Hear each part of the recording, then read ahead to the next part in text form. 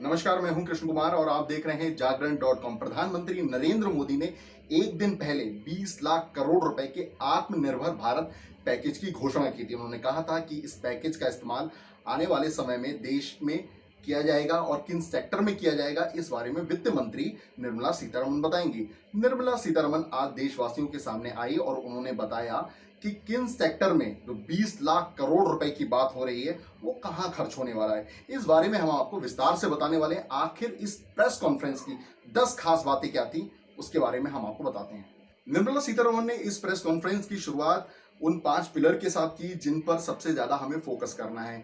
वहीं वित्त राज्य मंत्री अनुराग ठाकुर भी इस प्रेस कॉन्फ्रेंस में थे। उन्होंने कहा कि कोरोना के संकट के समय भारत सबसे आगे नजर आया है। इस दौरान निर्मला सीतारमण ने पहले की योजनाएं और जो हाल में जो कदम उठाए गए हैं उनके बारे में पूरा तफसील से, पूरा विस्तार से सारी चीजें बताई। निर्मला सीतारमण ने बताया कि फरवरी में जब बजट की घोषणा हुई थी उसके बाद तुरंत कोरोना संकट आ गया। उसके बाद लगातार देश के सामने एक संकट बना हुआ था, लेकिन जो घोषणा हुई है आत्मनिर्भर भारत पैकेज की, उसमें अब क्या होने वाला है, इसमें सबसे बड़ी जो खास बात थी वो थी एमएसएमई जो सेक्टर है, यानी कि लघु कुटीर उद्योग, उसके लिए सबसे ज्यादा फोकस किया गया है।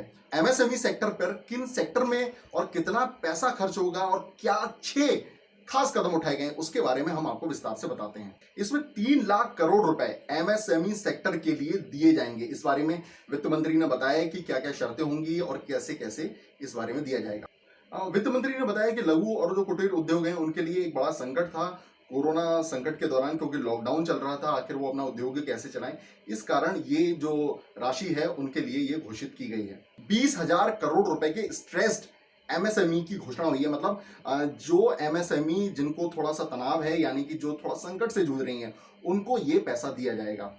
वहीं 50,000 करोड़ रुपए के इक्विटी यानी फंड ऑफ एक फंड की घोषणा की गई है। इसमें होगा क्या, इसमें ये होगा कि जो एमएसएमई अच्छा काम कर रहे हैं उनको प्रोत्साहित करने के लिए ये राशि दी जाएगी। वहीं इस दौरान एक सबसे बड़ी घोषणा हुई एमएसएमई सेक्टर को लेकर, यानी कि लघु कुटीर उद्योग की जो परिभाषा है उसमें क्या होगा। कई बार होता ये था कि जिन लोगों को जो राशि दी जाती थी, जिनका जितना टर्नओवर होता था, उसके हिसाब से एक परिभाषा तय नहीं थी। तो जो एमएसएमई सेक्टर की है वो एक नई परिभाषा आ गई है, वो आप स्क्रीन पर देख सकते हैं।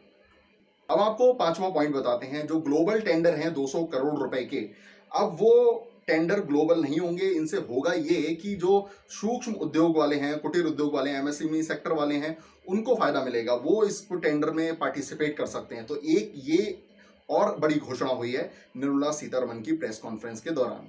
वहीं एक और खास बात हुई इस प्रेस कॉन्फ्रेंस के दौरान, जो हम आपको बताने जा रहे हैं, वो हुई कि ई मार्केट लिंकेज की बात हुई है। इसमें होगा ये कि कुटीर उद्योग के लिए अब ज्यादा मौके दिए जाएंगे, उनके लिए ई मार्केट का ऑप्शन भी क्रिएट किया जाएगा। व्यापार उद्योग में ये कैसे शामिल हों, इसके लिए भी कदम उठाए जाएंगे। साथ ही ये भी होगा कि वो जो कई बार जो उद्योगों को लेकर जो फेयर बनते हैं वहां उनको मौका मिलेगा, ताकि उनको प्रोत्साहन का एक मौका मिले। वहीं 2500 करोड़ रुपए का 3 महीने के लिए ईपीएफ सपोर्ट देने की भी इस प्रेस कॉन्फ्रेंस में घोषणा हुई है। कर्मचारियों के लिए ईपीएफ का जो योगदान है वो 12% से कर करके अब 10% कर दिया गया है, लेकिन जो सरकारी कर्मचारी हैं उनको अब भी ईपीएफ का योगदान 12% ही देना होगा, जो कि इस प्रेस कॉन्फ्रेंस में घोषणा हुई। वहीं 30,000 करोड़ रुपए के स्पेशल लिक्विडिटी स्कीम की घोषणा हुई है। इससे होगा ये कि जो गैर बैंकिंग कंपनी है और माइक्रो फाइनेंस कंपनी है उनको ये राशि दी जाएगी। वहीं 90,000 करोड़ रुपए का लिक्विडिटी इंजेक्शन फॉर डिस्कॉम्स देने की घोषणा हुई है। इसका मतलब यह है कि जो बिजली कंपनियां हैं जो कोरोना के संकट में जूझ रही थी, उनको भी एक तरीके से ये राहत दी जाएगी और बिजली कंपनियों के लिए पूरी तरीके से ये प्रावधान किया गया है। अब छोटी छोटी और बातें मैं आपको लास्ट में और बता देता हूं कि कॉन्ट्रैक्टर्स हैं उनके लिए राहत दी गई है।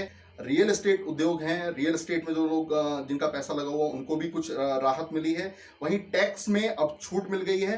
टैक्स अब आप 30 नवंबर तक जमा कर सकते हैं। यानी सभी तरह के जो इनकम टैक्स हैं उनको उनका रिटर्न फाइल करने की जो तारीख है वो 30 नवंबर 2020 तक बढ़ा दी गई है। तो ये हमने बताया आपको निर्मला सीतारमण की प्रेस कॉन्फ्रेंस के बारे में, उसके खास हिस्सों के बारे में। आखिर उन्होंने 10 बड़ी घोषणाएं क्या की। प्रधानमंत्री ने जो बड़े आर्थिक पैकेज की बात की थी, आत्मनिर्भर भारत बनाने की बात की थी, उसमें क्या होने वाला था और निर्मला सीतारमण ने उसके बारे में पूरा एक तरीके से रोड मैप साफ किया। जागरण.com पर देश दुनिया से जुड़े तमाम वीडियो देखने के लिए हमारे साथ बने रहें। आप ये वीडियो जागरण टीवी पर भी देख सकते हैं। नमस्कार।